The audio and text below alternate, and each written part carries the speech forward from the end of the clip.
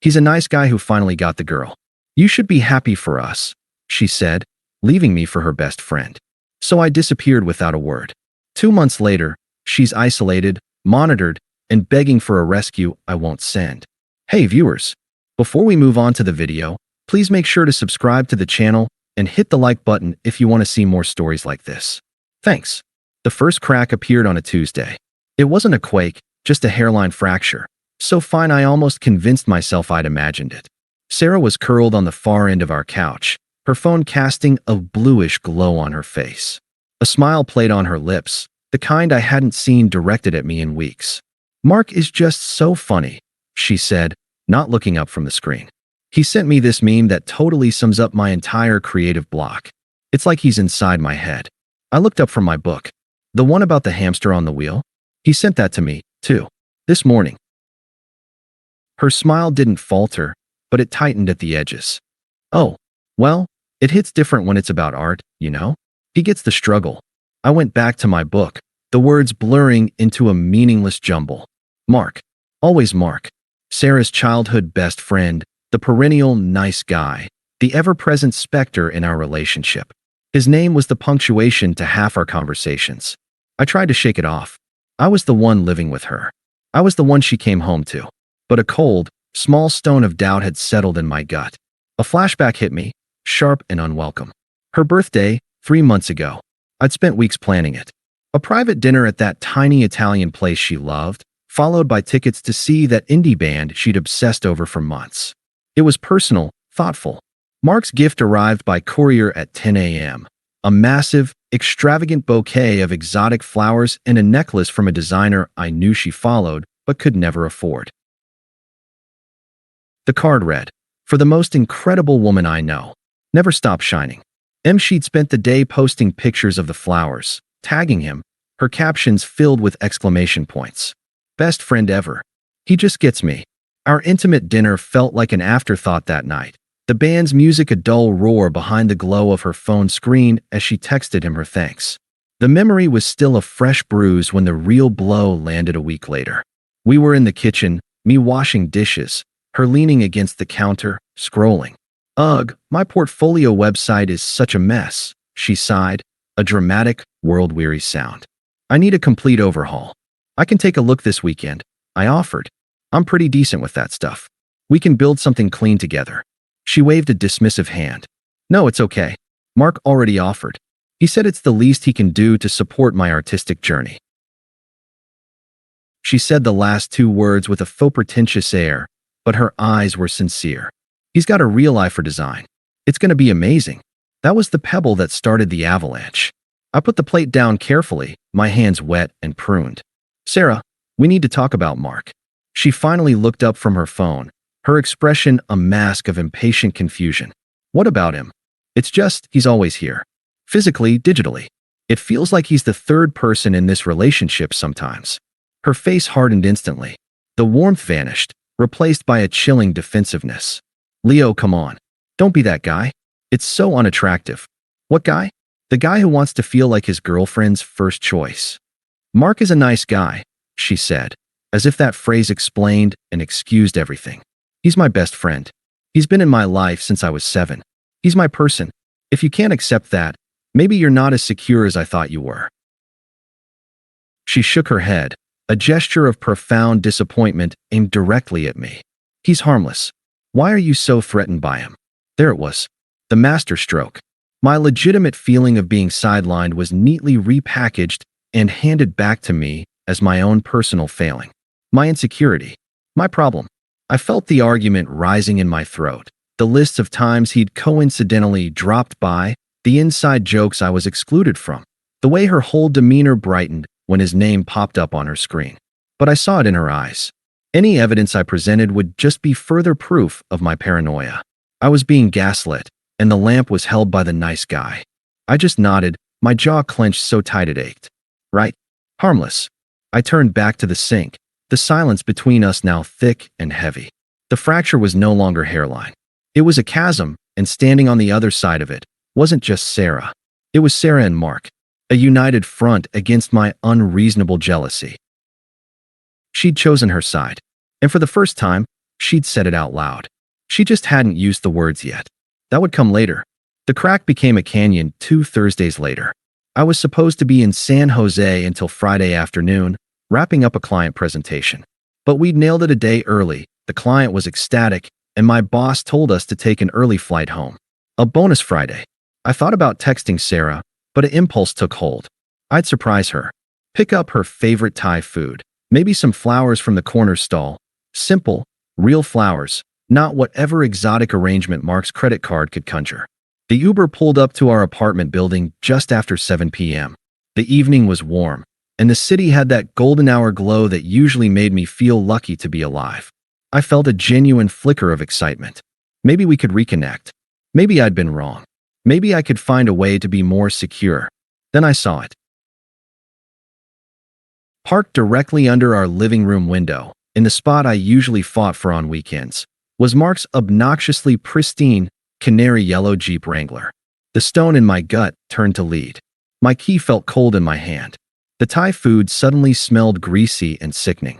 The walk up the 3 flights of stairs was the longest of my life. Each step was a hammer blow to my hope. I didn't hear anything from the hallway. No laughter, no music, just a dead, ominous silence. I slid my key into the lock as quietly as I could, the click echoing like a gunshot in the quiet hall. I pushed the door open.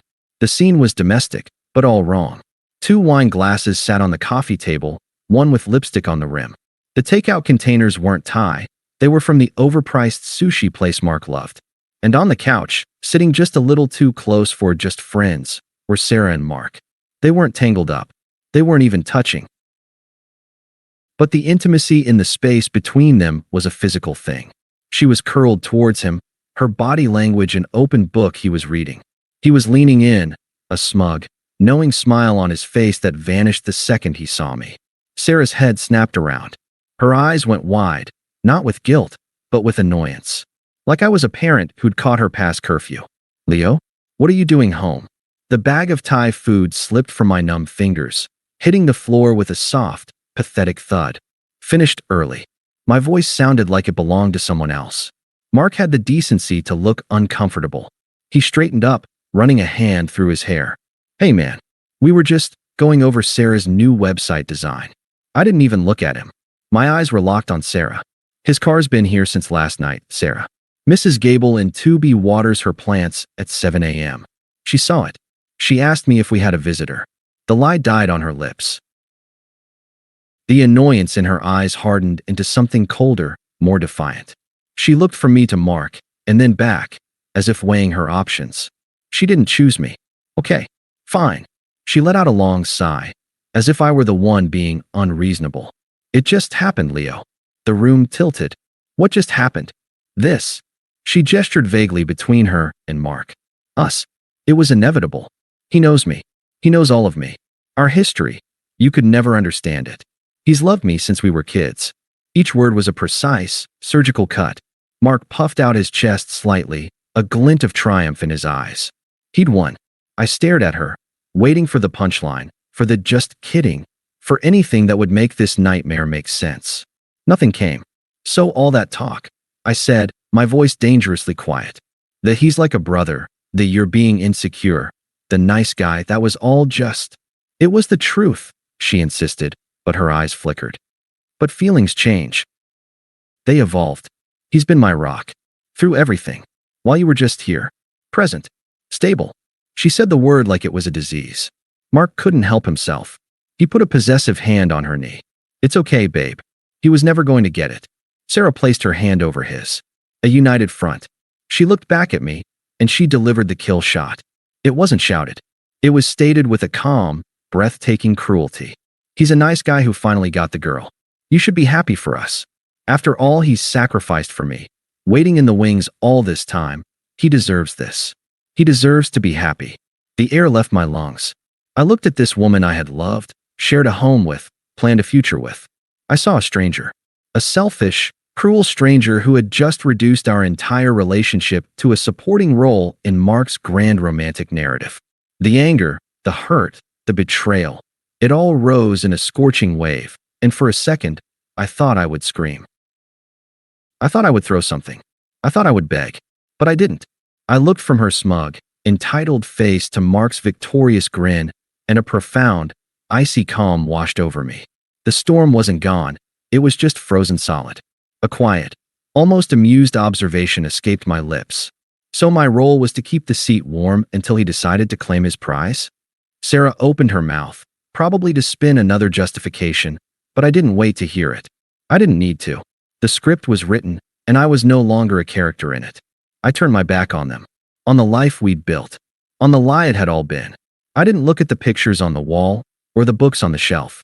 I walked out of the apartment, stepping over the spilled Thai food, and closed the door softly behind me. The hallway was silent. The door clicked shut. It was the most definitive sound I had ever heard. The silence in my buddy Eric's spare room was a physical presence. It was heavy, but it was clean.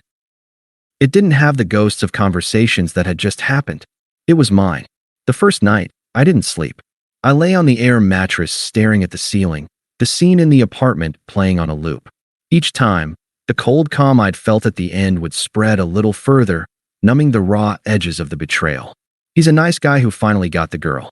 The absurdity of it began to outweigh the pain. It was a bad line from a worse movie. The next morning, I made a list. Not an emotional one. A logistical one. A plan of action. It was the only thing that kept me from screaming. Get keys from Super. Get boxes. Move out when she's at work. Block everywhere. I executed it with a detached, military precision. I called the building Super, told him I'd lost my key and needed to get in. He grumbled, but made a copy. I went to a U-Haul place and bought 20 small boxes. I didn't want to waste time assembling big ones. On Tuesday, I knew Sarah worked a 10-hour shift at the design firm. I took the day off. I walked into the apartment at 9:15 a.m. It was exactly as I'd left it. The 2 wine glasses still on the table. The sushi containers in the trash. The Thai food I dropped was still on the floor by the door, a greasy stain on the wood. I didn't pause. I didn't look at the photos on the mantle. I didn't sit on the couch where it had happened. I was a ghost, methodically dismantling my own existence from the space. I took only what was unequivocally mine. My clothes, my books, my vinyl collection, my laptop, the set of professional knives my grandfather gave me. I left anything that was ours, the TV, the couch, the garish vase her mother gave us that we both hated. I left the bed. I wouldn't sleep in it again. The work was mechanical, numbing. Each box taped shut was a door closing. By 2 p.m., my car was packed. The apartment looked largely the same, just emptier. As if a roommate had moved out, not a fiancé. I did one last walkthrough. The bedroom, the bathroom. I stopped in the doorway of the living room. I took a single, deep breath. I didn't feel sadness. I felt nothing. A vast, empty neutrality. I took my key off my ring. I walked to the kitchen counter and set it down. It made a final, metallic click against the quartz. I walked out and didn't look back. In the car, I did step 4. I pulled out my phone. Blocked her number. Blocked her on Instagram, Facebook, WhatsApp. I didn't deactivate my accounts. I just removed her. I didn't make a grand statement. I just made myself disappear. Then I drove to Eric's, carried my boxes into the spare room, and closed the door. The silence welcomed me back. It was my armor. The next few weeks were a blur of routine. I went to work. I answered, "I'm fine," to the few concerned queries from mutual friends. I didn't offer details. I went to the gym every day, pushing my body until it was too tired to feel anything. I reconnected with friends Sarah had subtly pushed me away from. I didn't talk about her. We just played video games, drank beer, and existed. I was sitting with the unfairness. I was letting it wash over me without drowning in it. The pain was a tide, sometimes high, sometimes low, but I was learning to let it recede on its own, without chasing it. I was learning the power of silence. It wasn't a void. It was a space I was filling with myself, for the first time in years. The first crack in their perfect world came through a text from Jess, Sarah's oldest friend after Mark. It was 3 weeks after I'd left. "Jess, hey Leo. Haven't heard from you in a bit. Everything okay?" Sarah's been quiet. I stared at the message. It felt like a probe. I didn't know what Sarah had told people. That I'd moved out in a jealous rage, probably. That the insecure boyfriend couldn't handle her finding true love with her soulmate. I typed back, careful, neutral. "Me. All good here. Just needed some space. Hope she's well." The 3 dots appeared, disappeared, and appeared again for a long time. Jess, she's not. Mark is a lot. He never leaves her alone. Showed up at our lunch last week and just sat there, scrolling through her phone. It was weird. I didn't respond. It wasn't my circus, not my monkeys. The phrase became my mantra. But the rumors kept coming, seeping through the cracks in the foundation of their new relationship. Eric heard from his girlfriend, who was in a group chat with some other women from Sarah's college. Dude, apparently the nice guy is a full-on warden, Eric said one night over pizza. Got in a screaming match with some guy who complimented Sarah's hair at a bar last weekend. Accused the guy of hitting on her. Sarah was mortified. Another week passed. Then a call from a number I didn't recognize. I let it go to voicemail. It was Tim, one of Sarah's co-workers, a genuinely good guy who I'd always liked. Leo, hey man. Listen, this is probably way out of line, but I'm a little worried. Sarah missed 2 deadlines this week. She never does that. And she looks tired. Jumpy. That guy Mark, he calls her like 5 times a day. She takes the calls in the hallway and comes back looking like she's about to cry. I don't know what happened with you guys, and it's none of my business, but I just thought you should know. Hope you're good, man. The picture was becoming horrifyingly clear. The nice guy wasn't nice. He was needy, insecure, possessive. His entire identity had been built around waiting for her, and now that he had her, the fear of losing her was turning him toxic. He wasn't her soulmate. He was her jailer.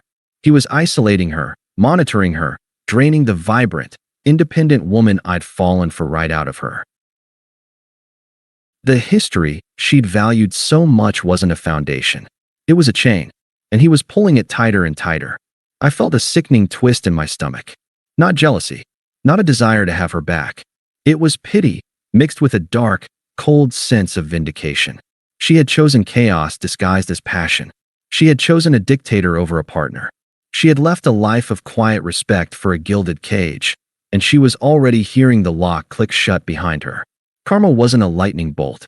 It was a slow, creeping frost, and it was freezing her world solid. And I was, for the first time, genuinely glad to be on the outside, in the clean, quiet cold I had built for myself. The first attempt was almost laughable in its lack of originality. A text from a number with an area code I didn't recognize. Unknown number, Leo? It's Sarah. I think I made a huge mistake. Can we talk? It arrived on a Saturday morning. I was sipping coffee, reading a book, the quiet of Eric's apartment a bomb. I read the message once. Then I deleted it and blocked the number. The action was clean, clinical. It required no thought. My peace was not a negotiation. A week later, my phone buzzed with a call from Carol D., Sarah's mother. I almost didn't answer. But a morbid curiosity and a shred of respect for the woman who had always been kind to me made me pick up. Leo? Honey, it's Carol. Hi, Carol. My voice was flat, a neutral tone I'd been practicing. Oh, Leo. It's so awful. She launched in, her voice a dramatic whisper. She's miserable. That Mark is a controlling little weasel. He monitors her texts. Can you believe it? She cries herself to sleep every night. She made a mistake. We all see that now, but you know her heart. You know how impulsive she can be. I said nothing. I let the silence on my end stretch, forcing her to fill it. You need to be the bigger man here, Leo. She'll listen to you. You were always the sensible one. You have to talk to her. She's throwing her life away. There it was. The summons. My role, even in exile, was to be the stabilizer, the fixer, the one who cleans up the mess so everyone else can stay comfortable. Carol, I said, my voice still calm, devoid of the sympathy she was fishing for. I'm sorry you're going through that. It sounds very stressful, but Sarah's choices are her own. I can't help you.